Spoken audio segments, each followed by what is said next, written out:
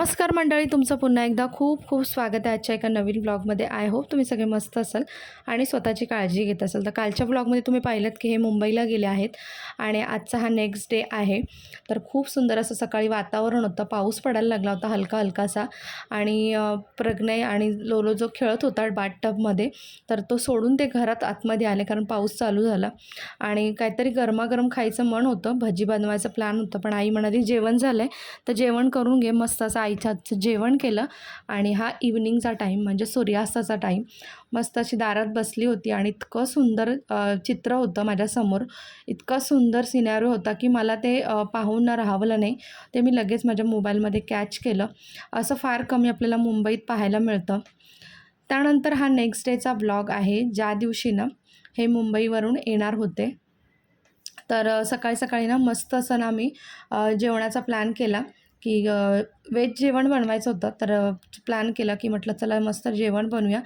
तर आईला आज मदत करणार होती कारण बराचसा आरामसुद्धा झाला होता आणि आईच आज इच्छा होती माझ्या हातची कारल्याची भाजी खायची, म्हणजे कारल्याच्या चकत्या ज्या मी फ्राय करून बनवते. तर तिने मुंबईला जेव्हा ती माझ्याकडे राहायला आली होती तर तिला त्या आवडल्या होत्या. सो तिने सांगितलं की तूच बनव. सो मी त्या कट केल्या आणि मस्त अशा कारल्याच्या चकत्या बनवायला घेतल्या. अगदी सोपी पद्धत आहे. घरातले सुखे मसाले टाकायचे, त्यानंतर आलं लसणाची पेस्ट असलं ती टाकायची, थोडंसं त्याच्यामध्ये ना ह्याचं बेसनचं पीठ टाकायचं आणि तांदळाचं पीठ टाकायचं आणि मस्त असं मिक्स करून घ्यायचं आणि तव्यावरती ना शॅलो फ्राय करून घ्यायचं. मस्त अशा कुरकुरीत ना कारल्याच्या चकत्या होतात आणि अजिबात कडू लागत नाहीत. पण जेव्हा आपण कारली कट करतो ना तेव्हा थोडंसं मिठात घालून ठेवायचं आणि त्याचं पाणी काढून घ्यायचं, म्हणजे कडूपणा तो कमी होतो आणि मस्त कुरकुरीत फ्राय करून घ्यायच्या आणि खूप सुंदर लागतात जेवणासोबत ह्या. आणि मला तर प्रचंड आवडतात, म्हणजे मला कारले जेव्हा खायचे असतील ना तर मी अशा प्रकारेच बनवते आणि आईलासुद्धा खूप आवडल्या. तर मस्त चुलीवर भाजून घेतल्या कारण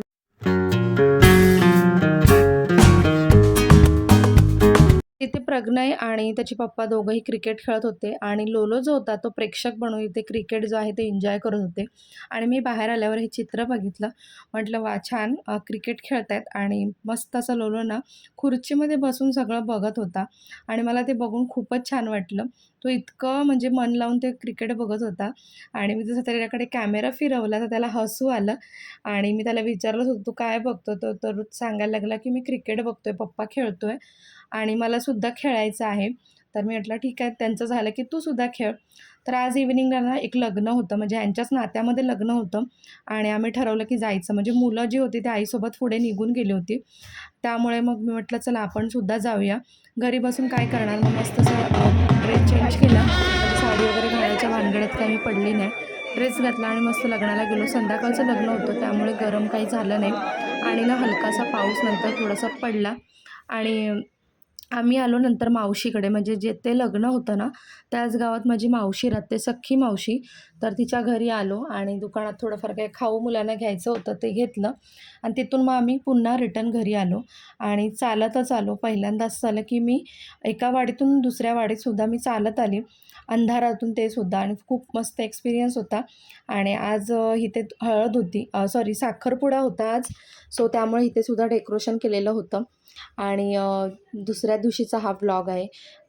जेव्हा आम्ही सकाळी दोघंही, म्हणजे मी आणि माझे मिस्टर दोघंही आम्ही बाजारात जायला निघालो होतो. म्हणजे आम्हाला जिथे समुद्रकिनाऱ्यावर मच्छीचा बाजार भरतो ना तर तिथे जायचं होतं लिलावाला, कारण थोडीफार जास्त प्रमाणात मच्छी आणायची होती. सो त्यासाठी आम्ही लवकर उठलो होतो 5:30लाच आणि आवरून वगैरे नाश्ता वगैरे करून मग आम्ही जायला निघालो. मुलं झोपली होती आणि मस्तच बघा तुम्ही वातावरण बघू शकता किती सुंदर वातावरण होतं सकाळचं आणि ढग वगैरे सुद्धा खूप सुंदर दिसत होतं. तर असे चित्र दिसले ना तर लगेचच कॅमेरा काढते, म्हणजे मोबाईल काढते, लगेच हे चित्र जे आहे ते टिपून घेते. आणि फायनली येऊन आम्ही बाजारात पोहोचलो आणि माझा भाऊसुद्धा आज येणार होता, म्हणजे एक भाऊ काल आला होता आणि छोटा भाऊ जो होता तो सकाळी आज येणार होता आणि तो एस टीने आला होता, त्याला कारण रिझर्वेशन मिळालं नव्हतं. तर त्याला पिकअप केलं, तो गाडीत बसला. त्यानंतर मग आम्ही पुढे इथे बाजारात आलो. इथे आल्यानंतर आम्हाला कळलं की जो लिलाव असतो तो सकाळी लवकर असतो आणि तो संपला होता ऑलरेडी. त्यानंतर मग आम्ही इथूनच दापोलीतून मच्छी जी होती ती घेतली आणि फायनली मग आम्ही आमच्या इथे म्हणजे गावाच्या जवळच जिथे बाजार आहे तिथे आलो आणि इथे मस्त नाश्ता केला दोघांनी, कारण सकाळी आम्ही चहा बिस्किट खाऊन निघालो होतो. भूक लागली होती आणि सगळ्यांसाठी नाश्तासुद्धा घ्यायचा होता पार्सल. सो इथे आलो, आंबोळी आणि घावणे मस्त एन्जॉय केले.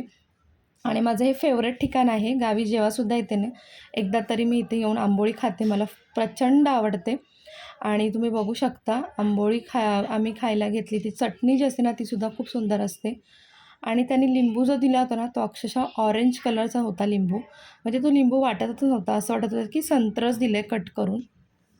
तर यावेळी ना मी जेव्हा गावी आले ना, तर मी रूटीन व्लॉग जे आहेत ते शेअर केलेले नाही आहेत किंवा ते मी शूट केलेले नाही आहेत. कारण मला वाटलं की नेहमी आपण गावी गेल्यावर बऱ्याचशा गोष्टी कॉमन करत असतो. तर ज्या वेगळ्या गोष्टी केलेल्या आहेत ना, तर ते क्षण मी ते टिपलेले आहेत. घरी आलो आम्ही आणि माझ्या भावाने ना खूप सारा पसारा काढला होता इलेक्ट्रिक सामानचा. कारण इलेक्ट्रिक फिटिंग करण्यासाठी त्याने मुंबईवरून सगळं हे सामान आणलं होतं. सो त्यांचं क्रॉस चेकिंग चाललं होतं ह्यांचं, मिस्टरांचं आणि दोन्ही भावांचं. आणि मुलांची इथे मस्त अशी बाथटबमध्ये मज्जा चालली होती. तर ही माझी भाची आहे. सो तीसुद्धा काल आली होती आणि मस्त मुलांची मजा चालली होती. डान्स चालू होते. त्यांचे 2-3 रीलसुद्धा मी शूट केले. तुम्ही Instagramवरती माझ्या जाऊन पाहू शकता. इथे मी खाली देईन, मेन्शन करेन Instagram ID. आणि आईचं वेगळंच काहीतरी चाललं आहे. म्हणजे तिची सगळी मुलं एकत्र आलेली आहेत. सो त्यामुळे तिचा ना आनंद काहीतरी वेगळाच आहे. आणि ते वहिनी मस्त असे वडे तळत आहे. कारण हा बेत जो आहे तो आईनेच ठरवला होता. कारण जेव्हा ना आईची सगळी लेकरं एकत्र येतात तेव्हा तिला ना असं होतं की ह्यांना मी काय काय बनवून खाऊ घालू असं तिला होऊन जातं. तर तिनेच हा सगळा बेत ठरवला होता. मस्त असं चिकन होतं, मटण होतं, मच्छी होती. मस्त असं आम्ही सगळ्यांनी एन्जॉय केलं. आणि त्यानंतर ठरला संध्याकाळचा प्लॅन. संध्याकाळी म्हटलं चला सगळे सहकुटुंब सहपरिवार फिरायला जाऊ. मस्त एक ऑटो बोलवला आणि त्यामध्ये तुडुंब भरून अशा आम्ही पोचलो बीचवरती, दापोलीतल्या मुरुड बीचवरती, जो फेमस आहे दापोलीमधला. आणि दापोलीला तर मिनी महाबळेश्वरसुद्धा बोलतात. आणि आता काही जणं गोवा, मिनी गोवासुद्धा बोलायला लागलेले आहेत. कारण इथे खूप मजा येते. म्हणजे स्वच्छ असं ना इथला समुद्रकिनारा, त्यानंतर समुद्रकिनाऱ्यावर होणारे वेगवेगळे स्पोर्ट्स, बऱ्याचशा गोष्टी इथे एन्जॉय करण्यासारख्या आहेत. आणि बऱ्याचशा ठिकाणावरून वेगवेगळ्या ठिकाणाहून लोकं इथे येत असतात, एन्जॉय करतात कोकणामध्ये. आणि मस्त असं ना आम्हीसुद्धा एन्जॉय करत होतो. ह्यांनी बाईक आणली होती आणि आम्ही बाकी सगळे ऑटोने आलो होतो. तर मुलांना घेऊन हे गेले मस्त पाण्यात आणि अगदी लहान मुलांसारखं होऊन हे सुद्धा डान्स करत होते. खूप मजा केली मुलांनीसुद्धा आणि आम्हीसुद्धा. माझा तर पहिल्यांदा काही प्लॅन नव्हता पाण्यामध्ये उतरण्याचा वगैरे. पण लास्टला ना लोलोने मला भिजवून टाकली. कारण त्याचं म्हणणं होतं, "मम्मी तूसुद्धा माझ्यासोबत येते." कारण थोडं असं घाबरत होता. सो त्याचं म्हणणं होतं, "तू सोबत माझ्या ये पाण्यामध्ये." म्हणून त्यामुळे मग मी गेली पाण्यामध्ये. आणि इथे बघा आमचंसुद्धा थोडंसं एक रील शूट करण्याचा प्रयत्न केला मी. म्हटलं चला आपण आता आलो तर छान क्षण जो आहे तो शूट करून घेऊया. बघू आता याचा रील बनवून मी टाकेन कदाचित शॉर्ट्समध्ये Instaवरती किंवा मग यूट्यूबवर टाकेन, तर तुम्हाला पाहायला मिळेलच. आणि मग नंतर ना लोलोचं आणि माझं चाललेलं पाण्यामध्ये उड्या मारणं. त्याचं म्हणणं होतं, "मम्मी लाट आली की उडी मार, जंप कर." सो मी तो जसं सांगत होता तशीच मी जंप करत होती. आणि असं करताना त्यांनी फायनली मला पाण्यात पूर्ण भिजवून टाकले. माझ्या अंगावर पाणी उडवलं आणि ही बाकीची जी खेळत होती त्यांनीसुद्धा पाणी उडवलं आणि पूर्ण मीसुद्धा भिजली. सगळ्यांनी आम्ही एक जोडी कपडे कॅरी केले होते. सो त्यामुळे सगळ्यांनी चेंज केले आणि मग आम्ही निघालो घरी. परतीच्या प्रवासाला खूप छान असे क्षण टिपले. फोटो बघू शकता तुम्ही. खूप मजा केली. वहिनी वगैरे काही पाण्यात आली नाही, भाऊसुद्धा आले नाहीत. पण मी फक्त गेली पाण्यामध्ये आणि मुलं आणि मिस्टर असं एन्जॉय केलं. आई आणि पप्पा मस्त किनाऱ्यावर चटई टाकून बसले होते. घरातूनच चटई आणली होती. पाण्यात खेळून इतके आम्ही सगळे दमलो होतो की घरी येऊन लगेच जेवण करून झोपलो आम्ही. चला आजचा व्लॉग जो आहे तो इथेच एंड